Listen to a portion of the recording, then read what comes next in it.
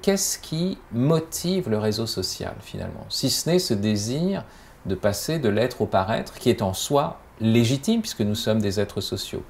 Mais la question, c'est la modalité de ce passage, la modalité de l'exposition.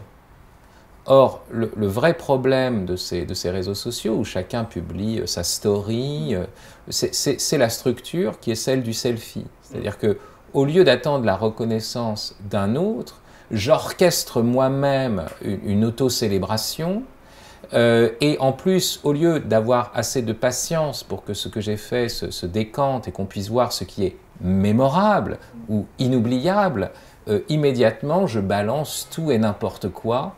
Et c'est ça qui est intéressant, c'est qu'aujourd'hui on est dans cette logique-là où l'appétit de gloire, le dispositif technologique essaye de le satisfaire pour tous, mais en même temps produit une sorte d'arasement total et ne produit qu'une multiplication de déchets en fait sur les réseaux sociaux. Vous voyez bien, le propre du visage, de mon visage, c'est que je ne le vois pas.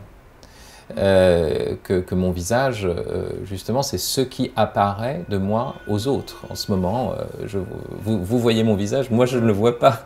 Et donc le selfie, qui est une manière de rabattre son visage sur soi-même, est une négation, en fait, du visage dans son exposition. Il y a une dignité de la chair du fait qu'elle est créée par Dieu, mais il y a une dignité encore plus grande du fait qu'une personne divine ait pris chair.